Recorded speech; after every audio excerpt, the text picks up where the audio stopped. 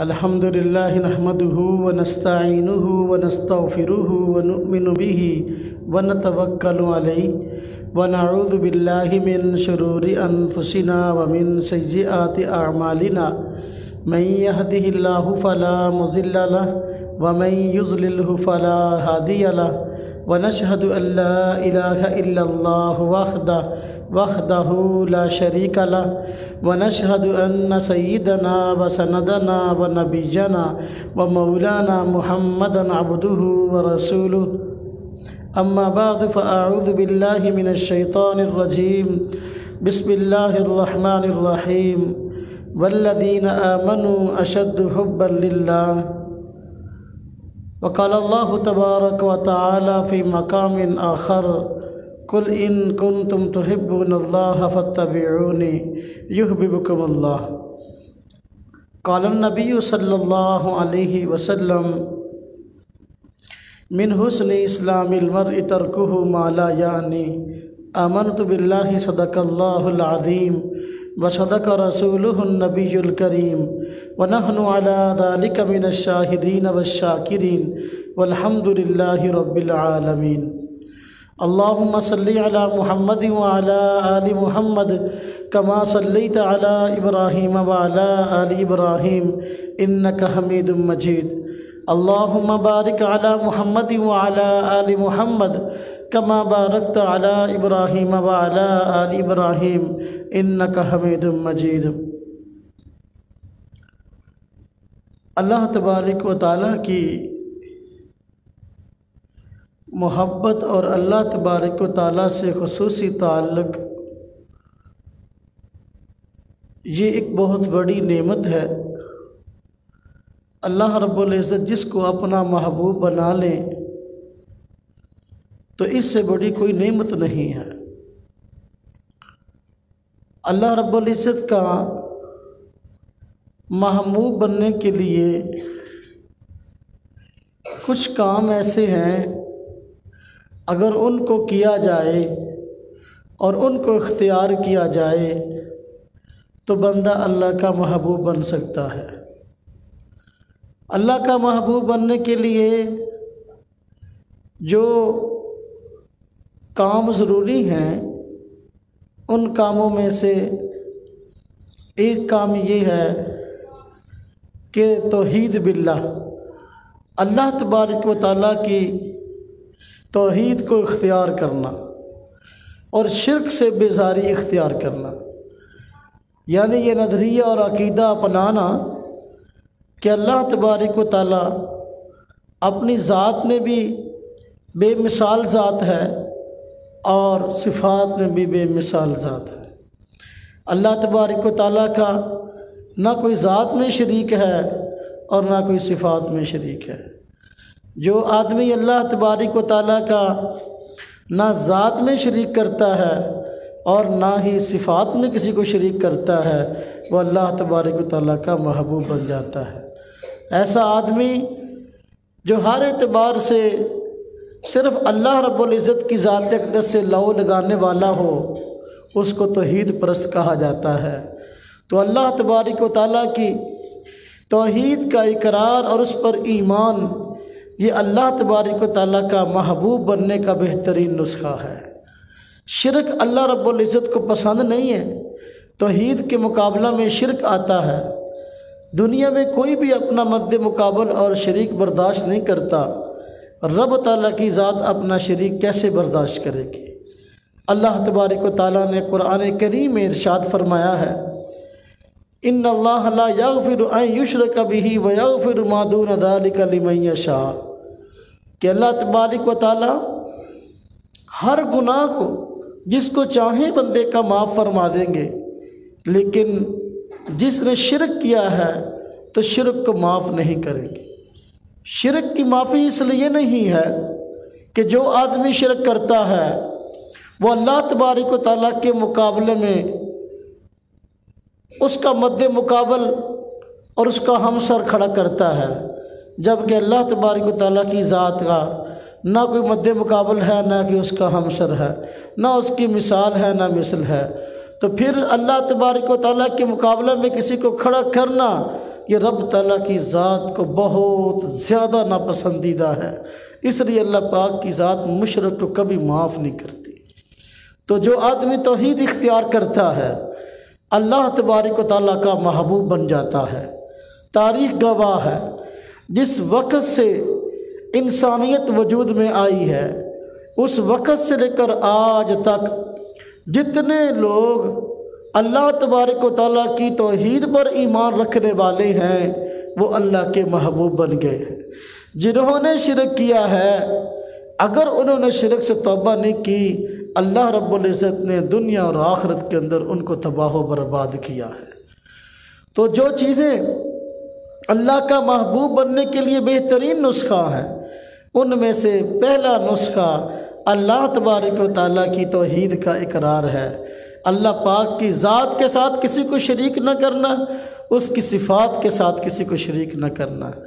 ذات کے ساتھ شریک نہ کرنے کا مطلب یہ کوئی آدمی یہ کہے کہ خدا ایک نہیں، رب ایک نہیں، الہ ایک نہیں، الہ اور معبود کئی ہیں۔ تو جس آدمی نے ایک سے زیادہ الہوں کا نظریہ اختیار کیا، ایک سے زیادہ خداؤں کا قائل ہوا، اس نے توحید کو چھوڑ دیا اور شرک کے راستے پہ چل پڑا۔ یہ ذات میں شرک ہے۔ جس طرح کہ عیسائیوں نے کہا خدا تین ہیں، انہوں نے کہنا شروع کیا اللہ تبارک و تعالیٰ، سیدنا عیسیٰ علیہ السلام اور حضرت جبریل امین نے روح القدس خدا ہیں۔ اب تین خداؤں کا نظریہ اختیار کیا، اللہ تبارک و تعالیٰ نے دنیا آخرت کے اندر ان کو ناکام کیا۔ تو توحید ایک ایسی چیز ہے جو اللہ تبارک و تعالیٰ کا محبوب بنا دیتی ہے۔ ذات میں شرک کا یہ معنی ہے اور صفات میں شرک کا معنی یہ ہے جو اللہ تبارک و تعالیٰ کی خصوصیات ہیں ان کو غیر اللہ کے اندر مان لیا جائے۔ اللہ تبارک و تعالیٰ کی ذات غیب جاننے والی ہے، عالم الغیب والشہادہ۔ اللہ پاک کی ذات ان چیزوں کو بھی جانتی ہے جو ہماری نظروں سے اوجھل ہیں اور ان چیزوں کو بھی جانتی ہے جو کہ ہماری نظروں کے سامنے ہیں۔ تو اللہ پاک کی ذات غیب جاننے والی ہے۔ اللہ پاک کی ذات سے تو غیب ہے ہی کوئی چیز نہیں، غیب ہمارے اعتبار سے ہے۔ جو چیزیں ہمارے اعتبار سے غیب ہیں ہمیں نظر نہیں آتی، لیکن رب تعالیٰ کی ذات کو ان کا علم ہے۔ تو عالم الغیب اللہ کی ذات ہے۔ ہر جگہ موجود ہونا یہ اللہ تبارک و تعالیٰ کی صفت ہے۔ رزق دینا یہ اللہ تبارک و تعالیٰ کی صفت ہے۔ ہر چیز پر قادر ہونا یہ اللہ تبارک و تعالیٰ کی صفت ہے۔ تو یہ اللہ پاک کی جو صفات ہیں ان میں کسی اور کو جو ہے برابر لے آنا اور یہ نظریہ اختیار کرنا کہ اللہ تبارک و تعالیٰ کی یہ صفات اللہ تعالیٰ میں بھی پائی جاتی ہیں اور اللہ تعالیٰ کے علاوہ فلاں مخلوق میں بھی پائی جاتی ہیں، تو یہ صفات کے اندر شرک ہے۔ تو جو آدمی ذات میں شریک ٹھہرائے، جو آدمی صفات میں شریک ٹھہرائے، یہ مشرک کہلایا جاتا ہے اور اللہ تبارک و تعالیٰ کو یہ بندہ بالکل پسند نہیں ہے۔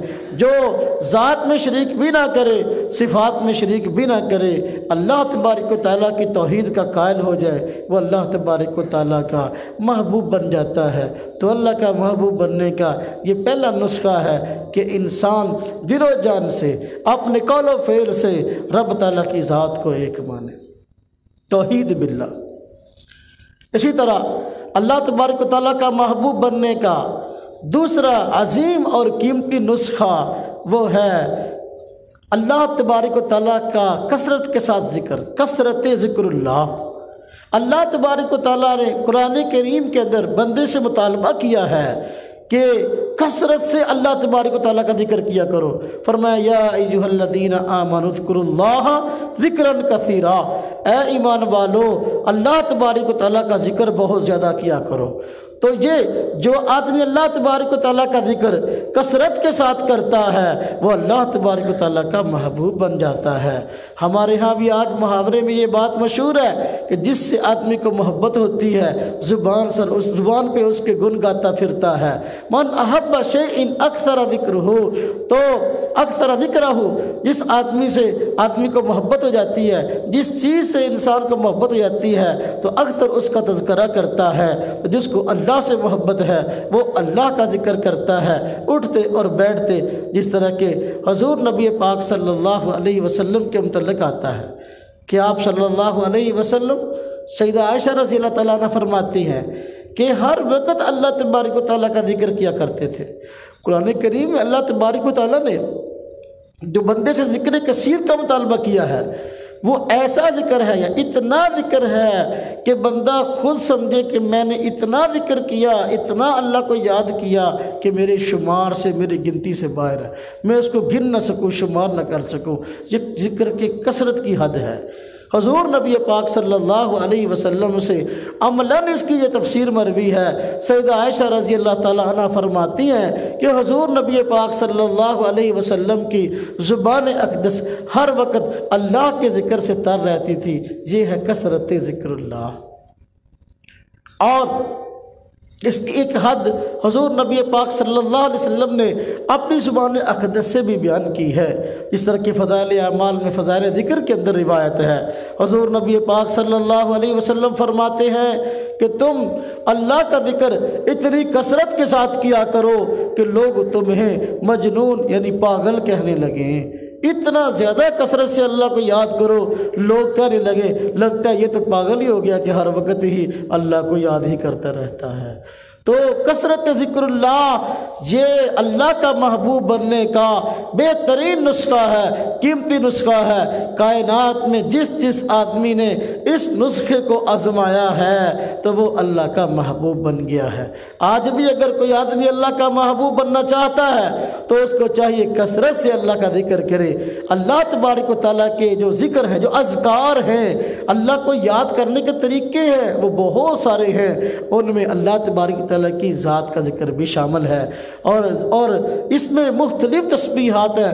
حضور نبی پاک صلی اللہ علیہ وسلم نے خود فرمایا ہے ایک حدیث میں، افضل الذکر لا الہ الا اللہ، تمام ذکروں میں افضل ترین ذکر لا الہ الا اللہ کا ذکر ہے۔ لا الہ الا اللہ کی تسبیح یہ تمام اذکار میں افضل ہے۔ جو آدمی چاہتا ہے کہ وہ کثرت سے ذکر وہ چاہتا ہے کہ اللہ کا محبوب بنے تو اس کو چاہیے کہ کثرت کے ساتھ اللہ تبارک و تعالیٰ کا ذکر کرے، وہ اللہ تبارک و تعالیٰ کا محبوب بن جائے گا۔ یہ جو صوفیاء کرام اپنے متعلقین، اپنے مریدین کو ذکر کرنے کے لیے کہتے ہیں، بس اوقات اس کی مخصوص مقدار بتاتے ہیں کہ بھئی یہ تسبیح روزانہ اتنی کر لیا کرو، یہ تسبیح اتنی کر لیا کرو، یہ اتنی مقدار میں کر لیا کرو۔ اس کا یہ مطلب نہیں ہے کہ پوری زندگی ہم نے صرف اتنی ہی تسبیحات کرنی ہے اور اپنی تسبیحات کو اور ذکر کو آگے بڑھانا نہیں ہے، بلکہ وہ صرف ذکر کی عادت ڈالنے کے لیے جو ہے کچھ خاص مقدار بتائی جاتی ہے۔ جب ایک خاص وقت تک اس ذکر کو آدمی کر لیتا ہے تو پھر شیوخ مرشد پیر اس کے ذکر کو بڑھا دیتے ہیں اور فرماتے ہیں کہ اب اس سے مزید کچھ اتنا ذکر کر لیا کر، تو اس طرح درجہ بدرجہ اس کو ذکر کثیر کے مرتبہ پر پہنچایا جاتا ہے۔ تو جو بھی آدمی ایک مخصوص تسبیحات اور اذکار کرتا ہے اور مخصوص مقدار میں اللہ کو یاد کرتا ہے، ہمیشہ ایک مقدار پر ٹھہرا نہ رہے، بلکہ اس کو چاہیے کہ وقتاً فوقتاً اپنے ذکر کو، اپنی تسبیحات کو آگے بڑھاتا رہے۔ جس قدر اللہ کو یاد کرنے والا ہوگا اسی قدر اللہ کا محبوب بن جائے گا۔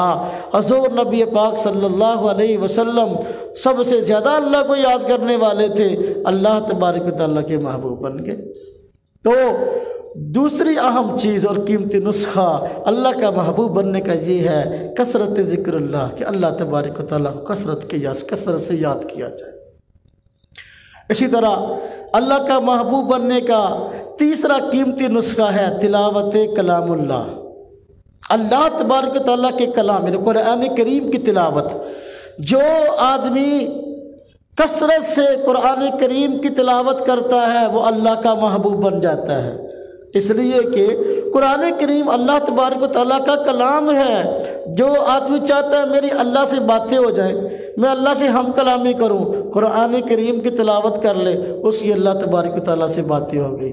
تو اللہ تبارک و تعالیٰ سے ہم کلام ہونے کا بہترین اور آسان طریقہ قرآن کریم کی تلاوت ہے۔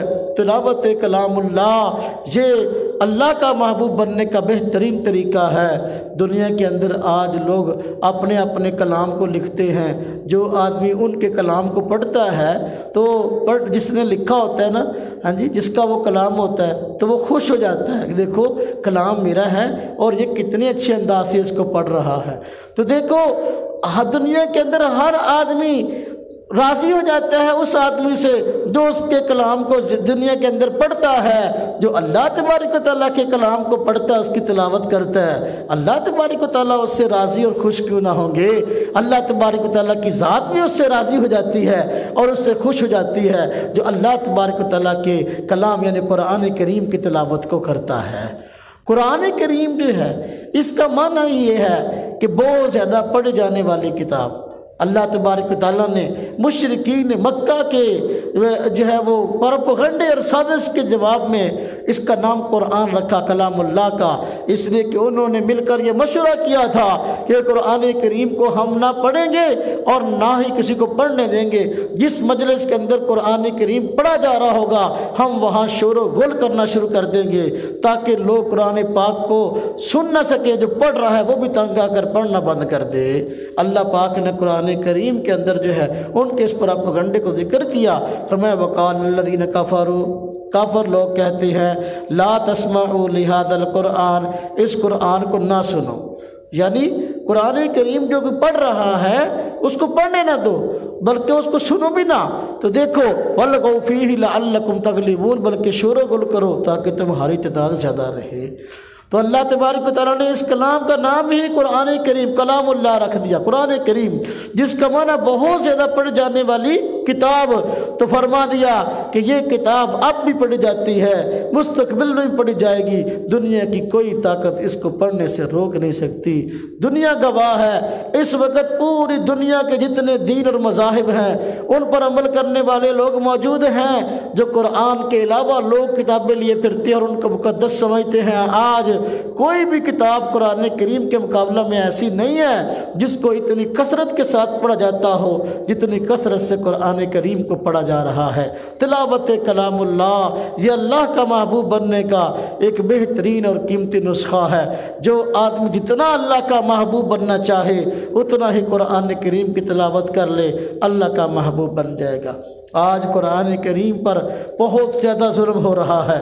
قرآن کریم کو ماننے والے لوگ گھروں میں قرآن پاک رکھے ہوئے ہیں اور غلافوں کے اندر لپٹے ہوئے ہیں، لیکن سال ہا سال بس اوقات گزر جاتے ہیں، گھر کے افراد اس قرآن کریم کو کھول کر اس کو پڑھنے کے لیے تیار نہیں ہوتے۔ قرآن کریم کے اوپر جو ہے گرد پڑی ہوئی ہوتی ہے، مٹی پڑی ہوتی ہے، گھر کی ساری صفائی کا اہتمام ہوتا ہے، لیکن قرآن کریم کو صاف کرنے کا اہتمام ہی نہیں ہوتا۔ کسی کے دھیان میں اور ذہن میں یہ بات ہی نہیں جاتی کہ قرآن کریم کی بھی ہم نے صفائی کرنی ہے، اس کو بھی جھاڑ پوچھ کر ہم رکھ دیں، پڑھنا تو دور کی بات ہے۔ یہ قرآن کریم پر اس قدر ظلم ہو رہا ہے، لوگوں نے سمجھا ہے صرف قرآن پاک کو اس وقت کھولو یا پڑھو جس وقت کوئی فوت ہو جائے، اب اس کے اصالِ ثواب کے لیے پڑھ لو۔ لیکن اب تو اصالِ ثواب کے لیے قرآن پاک بھی لوگ بہت کم پڑھتے ہیں، لیکن اصالِ ثواب کے پڑھنے کے لیے بھی ہے یہ اور عمل کرنے کے لیے بھی ہے۔ کوئی آدمی فوت ہو جائے تب بھی قرآن پاک پڑھنا چاہیے، فوت نہ ہو قرآن کریم یہ تو کتابی ہدایت ہے، اس کو پڑھ کر انسان کو ہدایت آتی ہے، لہذا اس کا صرف اصالِ ثواب سے تعلق نہیں ہے، اصالِ ثواب کے لیے بھی پڑھا جائے اور اس کو عمل کی نیت سے اور اس کو قرآن پاک کے اجر کی نیت سے پڑھنے کی نیت سے پڑھا جائے۔ اللہ تبارک و تعالیٰ اس کے ایک ایک حرف کے بدلے 10 نیکیاں عطا فرماتے ہیں۔ تو جو آدمی قرآن کریم کی کثرت کے ساتھ تلاوت کرتا ہے وہ اللہ تبارک و تعالیٰ کا محبوب بن جاتا ہے، اللہ تبارک و تعالیٰ اس کو بڑا پسند فرماتے ہیں۔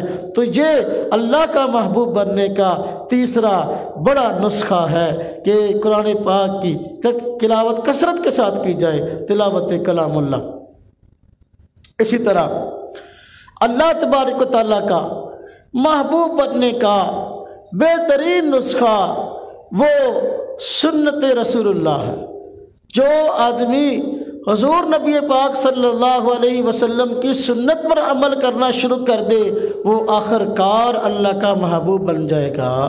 قرآن کریم میں اللہ تبارک و تعالیٰ نے خود فرمایا ہے قل اے حضور نبی پاک صلی اللہ علیہ وسلم آپ فرما دیجئے ان کنتم تحبون اللہ، اگر تم کو واقعی اللہ سے محبت ہے تو پھر فاتبعونی، میری پیروی کرو۔ نتیجہ یہ ہے یحببکم اللہ، اللہ بھی تمہیں اپنا محبوب بنا لے گا۔ تو جو آدمی اللہ کا محبوب بننا چاہتا ہے حضور نبی اقدس صلی اللہ علیہ وسلم کی مبارک سنتوں پر عمل کرنا شروع کر دے، وہ اللہ کا محبوب بن جائے گا۔ سنت وہ عمل ہوتا ہے جو حضور نبی پاک صلی اللہ علیہ وسلم نے فرمایا ہے اور اس پہ پابندی کی ہے اور امت کو اس کو کرنے کی ترغیب دی ہے۔ اب جس کو حضور نبی صلی اللہ علیہ وسلم نے خود عملاً کیا اور اپنی امت کو اس کو اختیار کرنے کی تلقین کی ہے، صحابہ کرام نے اس کو اپنا لیا، یہاں تک کہ وہ بات بطور دین کے دنیا میں مشہور ہو گئی ہے۔ اب یہ عمل سنت ہے، اس کے کرنے پر اجر بھی ہوگا، ثواب بھی ہوگا، انسان اللہ پاک کا محبوب بھی بن جائے گا۔ اور جو آدمی کثرت سے سنتوں پر عمل کرتا ہے اس کا نتیجہ اور اس کا ایک بہترین جو ہے بدلہ یہ ہوگا کہ کل قیامت کے دن حضور نبی اقدس صلی اللہ علیہ وسلم اس آدمی کی سفارش فرمائیں گے۔ یہ سنتوں پر عمل کرنا یہ گویا کہ حضور نبی پاک صلی اللہ علیہ وسلم سے محبت کی علامت ہے۔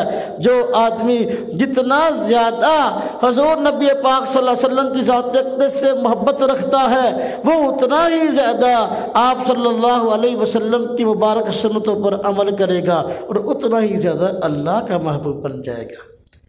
عمل کرنے حضور صلی اللہ علیہ وسلم کی سنت پر اور محبوب بن جائے گا اللہ تبارک و تعالیٰ کا۔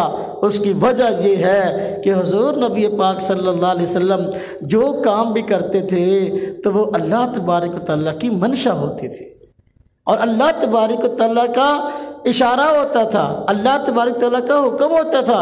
قرآن کریم میں اللہ رب العزت نے ارشاد فرمایا وَمَا يَنطِقُ عَنِ الْهَوَىٰ إِنْ هُوَ إِلَّا وَحْيٌ يُوحَىٰ، زبان سے فرماتے ہیں وہ بھی خواہش نفس سے نہیں فرماتے بلکہ وہ وحی ہوتا ہے۔ اور حضور نبی پاک صلی اللہ علیہ وسلم کے طریقے کو اپنانے کی اللہ تبارک و تعالیٰ نے تلقین فرمایا لَقَدْ كَانَ لَكُمْ فِي رَسُولِ اللَّهِ أُسْوَةٌ حَسَنَةٌ، اے لوگو حضور نبی پاک صلی اللہ علیہ وسلم کی سنت جو ہے وہ تمہارے لیے بہترین نمونہ ہے۔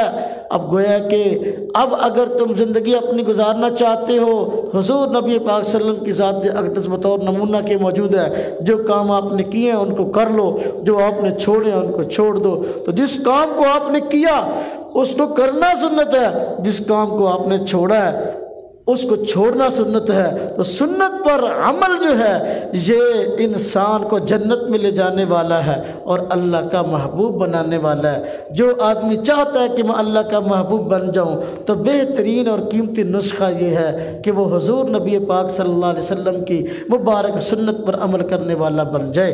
جب وہ آپ صلی اللہ علیہ وسلم کی مبارک سنت پر عمل کرنے والا بن جائے گا اللہ تبارک و تعالیٰ کا محبوب بن جائے گا، اس لیے کہ حضور صلی اللہ علیہ وسلم نمائندہ خدا ہیں۔ جب آپ نمائندہ خدا ہیں تو اللہ تبارک و تعالیٰ کے نمائندے ہیں تو آپ کی بات کو ماننا اللہ تبارک و تعالیٰ کی بات کو ماننا ہے، آپ کی اطاعت کرنا اللہ تبارک و تعالیٰ کی اطاعت کرنا ہے۔ خود قرآن کریم میں اللہ تبارک و تعالیٰ نے ارشاد فرمایا ہے من یطع الرسول فقد اطاع اللہ، جس نے رسول اللہ صلی اللہ علیہ وسلم کی اطاعت کی فرمایا اس نے اللہ تبارک و تعالیٰ کی اطاعت کی۔ من یطع الرسول فقد اطاع اللہ، دیکھیے اللہ تبارک و تعالیٰ کی اطاعت فرمایا جا رہا ہے حضور صلی اللہ علیہ وسلم کی اطاعت کو، اس لیے کہ آپ اللہ تبارک و تعالیٰ کے نمائندے ہیں۔ تو جو آدمی اللہ تبارک و تعالیٰ کا محبوب بننا چاہتا ہے اس کے لیے بہترین نسخہ یہ ہے کہ اللہ کا محبوب بننے کا کہ آپ صلی اللہ علیہ وسلم کی مبارک سنتوں پر عمل کیا جائے۔ آپ صلی اللہ علیہ وسلم کی مبارک سنتیں رات کو سونے کے وقت سے لے کر صبح جاگنے تک، جاگنے سے لے کر رات سونے تک 24 گھنٹے کے معمولات میں موجود ہیں۔ آپ صلی اللہ علیہ وسلم کی مبارک سنتیں اگر ہم اپنے روزمرہ کی معمولات میں ان کو لے آئیں تو انشاءاللہ زندگی میں جان میں مال میں برکت بھی ہو جائے گی اور اللہ کے محبوب بھی بن جائیں گے۔ حضور نبی پاک صلی اللہ علیہ وسلم کی مبارک سنتوں میں سے مبارک سنت یہ ہے کہ آپ کثرت کے ساتھ مسواک فرمایا کرتے تھے۔ اور مسواک اتنی کثرت سے کرتے تھے کہ آپ صلی اللہ علیہ وسلم خود فرماتے ہیں کہ زیادہ مسواک کرنے کی وجہ سے میرے جبڑے چھلنے قریب ہو گئے، اس قدر منہ کی صفائی کا خیال رکھا کرتے تھے۔ تو اپنی امت کو بھی اس کی ترغیب دی ہے، اس لیے وضو سے پہلے بھی مسواک کرتے تھے، اور وضو کے علاوہ ویسے بھی دن کے کئی مواقع پر آپ مسواک کا اہتمام فرماتے تھے۔ تو مسواک کرنا سنت ہے، کس قدر اس کے فوائد ہیں انسان بیان نہیں کر سکتا۔ کھانے سے پہلے حضور نبی پاک صلی اللہ علیہ وسلم کا عمل تھا کہ آپ صلی اللہ علیہ وسلم بسم اللہ الرحمن الرحیم یہ پڑھ کر کھانا شروع کرتے تھے، ہاں جی، اور بسم اللہ وعلی برکت اللہ، اب یہ دعا پڑھ کے جو ہے آپ کھانا شروع کیا کرتے تھے۔ اور اگر کھانے کے دوران کھانے کے شروع میں بسم اللہ پڑھنا بھول جائے تو آپ نے امت کو یہ دعا تلقین فرمائی ہے کہ جس کو بھئی دعا شروع میں پڑھنا بھول جائے تو وہ جب یاد آئے تو اسی وقت پڑھ لیا کرے، ہاں جی، کیا بسم اللہ اولہ و آخرہ۔ اب دیکھو اللہ تبارک و تعالیٰ نے حضور نبی پاک صلی اللہ علیہ وسلم کے ذریعے ہمیں روز مرہ کی زندگی گزارنے کا طریقہ بتا دیا، کھانا بھی کھا رہے ہیں اور اللہ تبارک و تعالیٰ کا شکر بھی ادا کر رہے ہیں۔ جب کھانا کھا لو تو پھر بھی دعا پڑھو، الحمدللہ الذی اطعمنا وسقانا وجعلنا مسلمین۔ تمام تعریفیں اس ذات کے لیے جس نے ہم کو کھلایا اور ہمیں پلایا اور ہمیں مسلمان بنایا۔ اب یہ سب اللہ تبارک و تعالیٰ کے شکر کی صورتیں ہیں، اور حضور نبی پاک صلی اللہ علیہ وسلم کی سنت ہے کھانا کھانے سے پہلے کھانے کی دعائیں پڑھو، ہاں جی، بعد میں کھانے کی دعائیں پڑھو، اور اس سے جو ہے کھانا ہضم بھی جلدی ہوگا، جزو بدن بھی بنے گا، انسان کو طاقت نصیب ہوگی، اور انسان کو اللہ تبارک و تعالیٰ کی طرف سے جو ہے خصوصی عنایتیں حاصل ہوں گی، اور سنت پر عمل کرنے کے جذبہ کی وجہ سے اللہ تبارک و تعالیٰ کا محبوب بھی بن جائے گا۔ آج اگر کوئی آدمی چاہتا ہے کہ میں اللہ تبارک و تعالیٰ کا محبوب بن جاؤں تو اللہ تبارک و تعالیٰ کا محبوب بننے کے لیے ضروری ہے کہ حضور نبی پاک صلی اللہ علیہ وسلم کی مبارک سنتوں پر عمل کیا جائے۔ بعض سنتیں وقت کے اعتبار سے بہت تھوڑا وقت لیتی ہیں، لیکن اس کے اندر خیریں ہی خیریں چھپی ہوئی ہیں، جس طرح کہ دیکھو حضور نبی پاک صلی اللہ علیہ وسلم کی مبارک سنت ہے کہ واش روم میں جاؤ تو اس سے پہلے دعا پڑھ کے جاؤ، اور جب واش روم میں داخل ہو تو پہلے بایاں قدم اندر رکھو۔ اب جو دعا پڑھنی ہے بسم اللہ اللہم انی اعوذ بک من الخبث والخبائث، ہاں جی، جس کا معنی یہ ہے کہ اے اللہ میں آپ کی پناہ میں آتا ہوں خبیث جنوں سے، یعنی ان کے شر سے، اور خبیث جننیوں کے شر سے۔ اب یہ گندی جگہ جو واش روم ہوتے ہیں یہاں پر جو ہے وہ جنات کے مسکن ہوتے ہیں، جنات ٹھہرتے ہیں، تو انسان جب ننگا ہوتا ہے تو یہ گندی جگہ ہوتی ہے، شیاطین کے وساوس کا موقع ہوتا ہے، اس لیے جو آدمی واش روم میں داخل ہونے سے پہلے یہ دعا پڑھ لے گا وہ شیاطین کے شر سے بچ جائے گا۔ کتنی بڑی اجر کی چیز ہے۔ اور حضور نبی پاک صلی اللہ علیہ وسلم کا عمل تھا کہ آپ صلی اللہ علیہ وسلم واش روم سے باہر آتے تو اپنا دایاں قدم پہلے باہر رکھتے، داخل ہوتے وقت بایاں قدم اندر رکھا، پہلے نکلتے وقت دایاں قدم باہر رکھا، اور دعا پڑھی غفرانک الحمدللہ الذی اذھب عنی العذا وعافانی۔ غفرانک، اے اللہ تو اس سے بخشش چاہتے ہیں، اذھب عنی العذا وعافانی، ہاں جی، وہ اللہ تبارک و تعالیٰ جس نے ہم سے تکلیف کو دور کیا اور ہمیں عافیت بخشی۔ دیکھو جب انسان کو پیشاب اور پخانہ کی حاجت ہو جاتی ہے تو انسان کس قدر تکلیف میں ہوتا ہے۔ اگر آدمی واش روم میں جانا چاہے، کوئی اور آدمی واش روم میں گیا ہوا ہو تو پھر آدمی باہر کس طرح پریشان ہوتا ہے، جو ہی وہ نکلتا ہے تو بھاگ کے اندر جاتا ہے، جو ہی وہ اپنی حاجت کو پورا کر لیتا ہے پیشاب پخانہ کو، ایک قسم کی عافیت مل جاتی ہے۔ اس لیے اس کے شکرانے کے طور پر یہ دعا سکھائی گئی ہے۔ اب جو آدمی اس دعا کو پڑھے گا، حضور نبی پاک صلی اللہ علیہ وسلم کی سنت کو زندہ کرے گا، اللہ تبارک و تعالیٰ کا محبوب بن جائے گا۔ اس لیے اللہ تبارک و تعالیٰ نے فرمایا قُلْ إِن كُنتُمْ تُحِبُّونَ اللَّهَ فَاتَّبِعُونِي، آپ فرما دیجئے ان کو اگر تم کو اللہ تبارک و تعالیٰ کی ذات اقدس سے محبت ہے تو میری پیروی کرو۔ آپ صلی اللہ علیہ وسلم کی مبارک سنتوں پر عمل کرنے میں ہی خیر ہے۔ دیکھو جب آپ باہر نکلے آپ پڑھتے تھے غفرانک، یا اللہ آپ سے بخشش چاہتے ہیں۔ اب حضور نبی پاک صلی اللہ علیہ وسلم تو بخشی بخشائی ذات ہے، آپ صلی اللہ علیہ وسلم تو گناہ کرتے ہی نہیں تھے، گناہ مجھ سے اور آپ سے ہو جاتے ہیں۔ حضور نبی پاک صلی اللہ علیہ وسلم سمیت جتنے انبیاء ہیں ان سے تو گناہ ہوتے ہی نہیں، لیکن اس کے باوجود آپ پڑھا کرتے تھے غفرانک، یا اللہ تجھ سے بخشش چاہتے ہیں۔ تو جو بخشی بخشائی ذات ہے ان کو استغفار کی ضرورت تھی۔ میں اور آپ جو گناہوں میں ہر وقت بچھڑے رہتے ہیں، ہمیں جو ہے استغفار کی کتنی ضرورت ہوگی۔ جو آدمی اس طرح دعائیں پڑھے گا اللہ تبارک و تعالیٰ کا محبوب بن جائے گا۔ غفرانک، دیکھو انسان کے لیے ذکر کا موقع ہوتا ہے کہ زبان سے ذکر ہر وقت کر سکتا ہے، ہاں جی، لیکن جب گندی جگہ میں جائے گا، واش روم میں، ٹوائلٹ میں، لیٹرین میں، تو ظاہر بات ہے وہاں پر زبان سے ذکر نہیں کر سکتا، گندی جگہ ہے۔ تو دیکھو جتنی دیر وہ لیٹرین میں رہا، واش روم میں رہا، اتنا وقت جو ہے اللہ کے ذکر سے خالی رہا، اللہ کا ذکر نہ کر سکا۔ تو اس کی تلافی کے لیے یہ دعا سکھائے گی غفرانک، یا اللہ ہم سے یہ جو کوتاہی ہوئی کہ اتنی دیر تک ہم ذکر نہ کر سکے تیرا، گندی جگہ میں بیٹھنے کی وجہ سے، یا اللہ اس پہ ہم آپ سے بخشش چاہتے ہیں۔ تو حضور نبی پاک صلی اللہ علیہ وسلم کی مبارک سنتیں ایسا مجرب نسخہ ہے اللہ کا محبوب بننے کا کہ اپنی مثال آپ ہے۔ جو آدمی جس قدر حضور نبی پاک صلی اللہ علیہ وسلم کی مبارک سنتوں پر عمل کرنے والا ہوگا، وہ اتنا ہی زیادہ اپنا اللہ کا محبوب بن جائے گا۔ آپ صلی اللہ علیہ وسلم کا ارشاد ہے کہ فرمایا کہ من احب سنتی یا من احیا سنتی عند فساد امتی فلہ اجر میات شہید۔ جس آدمی نے میری سنت کو ایسے وقت میں زندہ کیا جس وقت کے معاشرے کے لوگ اس کو بھول چکے تھے اور وہ سنت مردہ ہو چکی تھی، اس سنت کو زندہ کیا، فرمایا اس آدمی کے لیے 100 شہید کا اجر ہے۔ اور شہید اللہ کے راستے میں لڑتے ہوئے جب اس کا پہلا قطرہ خون کا زمین پر گرتا ہے، اللہ تبارک تعالیٰ اس کی بخشش فرما دیتے ہیں۔ تو 100 شہید کا اجر، کتنا زیادہ اجر، اتنا بڑا اجر۔ لیکن سنت دیکھنے کو ایک معلوم ہوتی ہے، ہم کسی نیکی کو حقیر نہ سمجھیں۔ قیامت کے دن جب انسان ایک ایک نیکی کے لیے پریشان ہوگا تو پھر اپنی چھوٹی سے چھوٹی نیکیاں جو انسان دماغ سے سمجھتا کہ یہ چھوٹی نیکی ہے، وہ بھی بڑی بڑی معلوم ہوں گی۔ حالانکہ آج بھی جو چھوٹی نیکیاں دیکھ کر کے معلوم ہوتی ہے وہ چھوٹی نہیں ہے، کوئی نیکی چھوٹی نہیں ہوتی اور کوئی گناہ چھوٹا نہیں ہوتا۔ گناہ اللہ کی نافرمانی کا نام ہے اور نیکی اللہ کی فرمانبرداری کا نام ہے، اور جو ہے نیکی اللہ کی فرمانبرداری وہ دیکھنے کو جتنی چاہے چھوٹی معلوم ہو، حقیقت میں بہت بڑی ہے۔ جو گناہ ہے وہ دیکھنے کو چھوٹا آپ کو اگر معلوم ہوتا ہو، آپ سمجھے صغیرہ گناہ ہے تو اللہ کی نافرمانی، حقیقت میں بہت بڑی اللہ کی نافرمانی ہے۔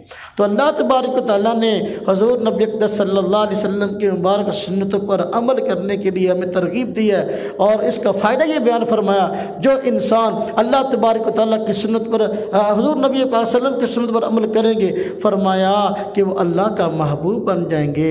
تو اللہ کا محبوب بننے کا یہ چوتھا نسخہ جو میں نے آپ سے عرض کیا بہت قیمتی نسخہ ہے۔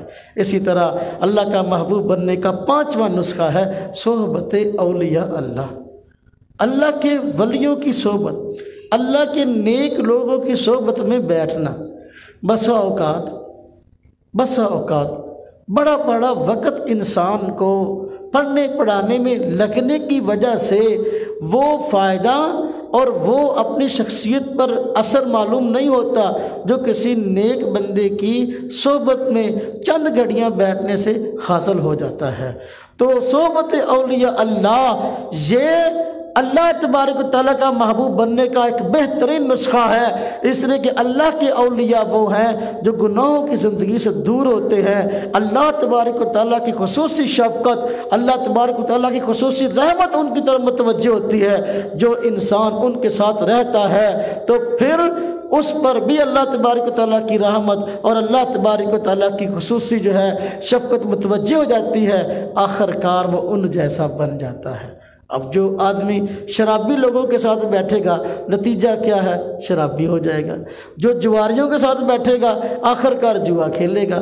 جو آدمی جو ہے چوروں کے ساتھ رہے گا آخر کار چور بن جائے گا۔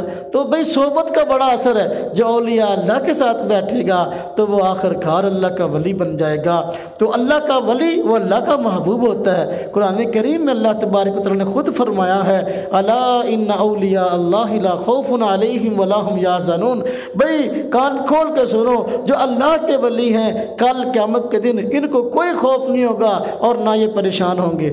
حشر محشر کا دن بڑی پریشانی کا وقت ہوگا اور انسانیت بڑی پریشان ہوگی، اور اس وقت جو ہے ہر آدمی کو اپنی پڑی ہوئی ہوگی، لیکن جو اولیاء اللہ ہوں گے وہ اس دن خوش ہوں گے، اس لیے کہ ان کو آج اپنے نیک اعمال کا بدلہ ملے گا۔ آج اللہ تبارک و تعالیٰ کی طرف سے بہترین انعامات ملنے کا موقع ہے، وہ خوش ہوں گے، دوسری دنیا پریشان ہوگی۔ فرمایا اللہ کے ولی وہ ہے الذین آمنوا وکانوا یتقون، جو ایمان والے ہیں اور متقی پرہیزگار ہیں۔ دوسری جگہ اللہ پاک فرمایا ان اولیاءہ الا المتقون، اللہ کے اولیاء وہ ہیں جو متقی پرہیزگار ہیں۔ آج انسان اللہ کا ولی ڈھونڈنا چاہے کہ اللہ کا ولی ہے کون، اللہ پاک نے نشانی بیان کر دی کہ اللہ کے ولی وہ ہوں گے جو کہ مسلمان ہیں اور متقی پرہیزگار ہیں۔ متقی پرہیزگار وہ ہوتا ہے جو شریعت کے سارے تقاضوں پر عمل کرتا ہے، اپنے لیے خام خواہ کے بہانے بنا کر شریعت کے تقاضوں اور شریعت کے احکامات سے جان نہیں چھڑاتا۔ تو فرمایا اللہ کے جو اولیاء اللہ ہیں یہ کامیاب لوگ ہیں جو انسان ان کی صحبت اختیار کرے گا، اللہ تبارک و تعالیٰ آخر کار اس کو بھی اللہ اپنا ولی بنا لیں گے، اور اللہ تبارک و تعالیٰ اپنا خصوصی کرم اس پہ نازل کریں گے۔ اور اولیاء اللہ کی صحبت انسان کو دنیا میں بھی فائدہ دے گی، آخرت میں بھی فائدہ دے گی۔ جو انسان نیک ہوتا ہے جب اس کی روح نکالی جاتی ہے تو اس وقت روح نکالنے کے بعد اس کی روح کو اولیاء اللہ کی صحبت میں، اولیاء اللہ کی جماعت میں شامل کی جاتا ہے، پھر جنت میں داخل کی جاتا ہے، جس طرح کہ قرآن کریم میں ارشاد ہے۔ فرمایا یا ایتھا النفس المطمئنہ، اے نفس مطمئنہ، اے نیک روح، ارجعی الی ربک راضیۃ مرضیہ، لوٹ جا اپنے رب کی طرف خوشی بخوشی۔ فرمایا فادخلی فی عبادی، میرے بندوں میں داخل ہو جا، وادخلی جنتی، اور جنت میں داخل ہو جا۔ اللہ تبارک و تعالیٰ جو ہے اپنے نیک بندوں کی صحبت ان کو عطا کرتے ہیں جن کے اندر نیکی کا جذبہ ہوتا ہے، اور اللہ تبارک و تعالیٰ اس کے نتیجے میں خود ان کو نیک بنا دیتے ہیں، اور اللہ تبارک و تعالیٰ کا انسان محبوب بن جاتا ہے۔ تو اللہ کا محبوب بننے کے لیے یہ پانچواں بڑا بہترین قیمتی نسخہ ہے صحبت اولیاء اللہ۔ جو انسان اولیاء اللہ کی صحبت میں بیٹھے گا آخر کار اس کو نیک اعمال کرنے کو جی چاہے گا۔ اللہ کا ولی نماز پڑھتا ہے، اس کا نماز پڑھنے کو جی چاہے گا۔ اللہ کا ولی روزہ رکھتا ہے، اس کا روزہ رکھنے کو جی چاہے گا۔ اللہ کا ولی حرام و حلال کا خیال کرتا ہے، حلال کو اختیار کرتا ہے اور حرام سے بچتا ہے، اس کا بھی جی چاہے گا حرام کاموں سے بچ جاؤں، حلال کاموں کو اختیار کر لوں۔ تو چونکہ اولیاء اللہ کا منشا اللہ کی رضا ہوتا ہے، جب یہ بیٹھے گا ان کے پاس یہ بھی آخر کار اللہ کا ولی بن جائے گا اور اس جیسا بننے کو جی چاہے گا، آخر کار اللہ کا محبوب بن جائے گا۔ ہمارے ہاں یہ بات مشہور ہے، کہتے خربوزہ جو ہے وہ خربوزے کو دیکھ کے رنگ پکڑتا ہے۔ یہ دیکھنے کو محاورہ وہ ہے جو عام طور پر اپنی زبان سے ذکر کرتے ہیں، لیکن اگر اس کی حقیقت تک پہنچے یہ ہے کہ بھئی صحبت کا بڑا اثر ہوتا ہے۔ جو انسان جیسے لوگوں کے ساتھ رہتا ہے ایسا ہو جاتا ہے۔ حضور نبی پاک صلی اللہ علیہ وسلم نے ارشاد فرمایا، اس لیے فرمایا انسان اپنے دوست کے دین پر ہوتا ہے۔ آدمی کو چاہیے کسی کو دوست بنانا ہو تو پہلے غور و فکر کر لے کس کو دوست بنا رہا ہوں۔ دوستوں کے ساتھ رہ کر انسان برا بھی ہو جاتا ہے، دوستوں کے ساتھ رہ کر انسان بہت بڑا نیک بن جاتا ہے۔ فرمایا جو آدمی کسی کو دوست بنانا چاہے پہلے دیکھ لے میں دوست کس کو بنا رہا ہوں۔ اس لیے بزرگوں نے ارشاد فرمایا صحبت صالح ترا صالح کند، صحبت طالع ترا کا طالع کند۔